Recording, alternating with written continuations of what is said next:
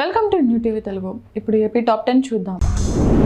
మైలవరం మండలంలోని పలు ప్రాంతాల్లో రహదారుల వెంబడి పెరిగిన చెట్లు వేసవిలో ప్రయాణించే వాహనదారులకు ఆహ్లాదాన్ని ఉపశమనాన్ని అందిస్తున్నాయి. ప్రకృతి ప్రసాదించిన నీడలో సేద తీరుతున్నామని వాహనదారులు తెలిపారు. మరికొన్ని ప్రాంతాల్లో కూడా ఉపాధి హామీ పథకం ద్వారా చెట్లు నాటించాలని వారు కోరుతున్నారు. ఈ చెట్లు వేసవి తాపం నుంచి ఉపశమనం కలిగిస్తూ ప్రయాణాన్ని సుఖమయం చేస్తున్నాయి. అన్నమయ్య జిల్లా పొంగనూరు మండలంలో మైనర్ బాలికపై జరిగిన అఘాయిత్యాన్ని నిరసిస్తూ నిందితుడికి కఠిన శిక్ష విధించాలని సిపిఐ నియోజకవర్గ కార్యదర్శి వెంకటరమణారెడ్డి డిమాండ్ చేశారు. ఎమ్మెల్యే పెద్దిరెడ్డి రామచంద్రారెడ్డి బాధితురాలి కుటుంబానికి అండగా నిలవాలని, ఇలాంటి ఘటనలు పునరావృతం కాకుండా చూడాలని ఆయన కోరారు. ఈ కార్యక్రమంలో సిపిఐ పట్టణ కార్యదర్శి రామూర్తి కూడా పాల్గొన్నారు. తాడేపల్లి మండల పరిధిలోని తాడేపల్లి గ్రామంలోని సలాం సెంటర్ వద్ద పోలీసులు విస్తృత వాహన తనిఖీలు నిర్వహించారు. ఈ తనిఖీలలో సరైన ధృవపత్రాలు లేని వాహనాలను స్వాధీనం చేసుకున్నారు. దాదాపు 100 మంది పోలీసులు ఈ ఆకస్మిక తనిఖీలలో పాల్గొన్నారు. తాడేపల్లి సిఐ వీరేంద్రబాబు, డిఎస్పీ మురళీకృష్ణ ఇతర పోలీస్ సిబ్బంది ఈ తనిఖీలను పర్యవేక్షించారు. అనంతరం గుంటూరు ఎస్పీ చిందల్ తనిఖీలను పరిశీలించారు. తూర్పుగోదావరి జిల్లా కొవ్వూరు సమీపంలోని చాగల్లు మండలంలో ఆకస్మికంగా వాతావరణం మారి ఈదురుగాలులతో కూడిన భారీ వర్షం కురిసింది. ఉరుములు మెరుపులతో కూడిన ఈ వర్షం ప్రజలను అప్రమత్తం చేసింది.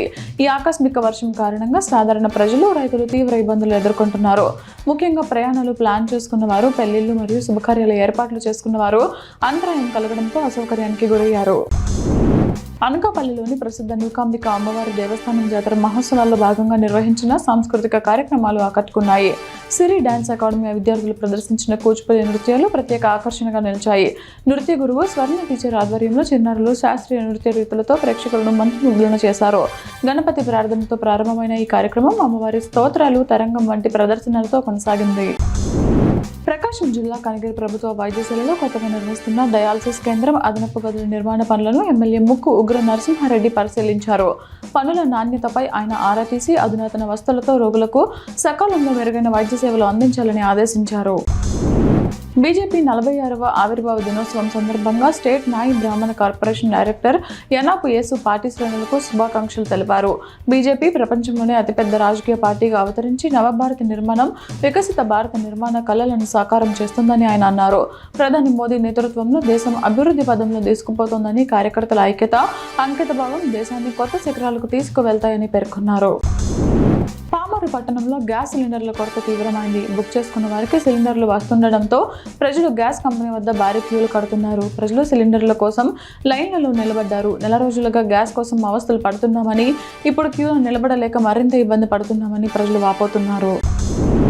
బాలబాలికలకు స్వీయ రక్షణ అవసరమని, దీనిపై అవగాహన పెంచుకోవాలని శక్తి టీం సభ్యులు గిరిధర్ గణేష్ తెలిపారు. కోటబొమ్మాలి మండల కేంద్రంలోని ఒక కోచింగ్ సెంటర్లో బాలబాలికలకు శక్తి టీం యాప్ గురించి అవగాహన కల్పించారు. అత్యవసర పరిస్థితుల్లో ఈ యాప్ రక్షణగా నిలుస్తుందని వారు పేర్కొన్నారు. మైనర్లు వాహనాలు నడపరాదని, నడిపితే చట్టపరమైన కేసులు తప్పవని హెచ్చరించారు. సార్వకోట జిల్లా పరిషత్ హైస్కూల్ ఉపాధ్యాయులు ప్రభుత్వ పాఠశాలల్లో మెరుగైన ఫలితాలు సాధించవచ్చని తెలిపారు. సార్వకోట మండల కేంద్రంలో ఉపాధి హామీ మహిళా వేతనదారులకు అవగాహన కల్పించారు. విద్యార్థుల భవిష్యత్తు తల్లిపైన ఎక్కువగా ఆధారపడి ఉంటుందని, పిల్లలను చదివించే విషయంలో తల్లిదండ్రులు ప్రైవేటు పాఠశాలల పేరుతో ఆర్థికంగా ఇబ్బందులు పడకుండా ప్రభుత్వ పాఠశాలల్లోనే చేర్పించాలని సూచించారు.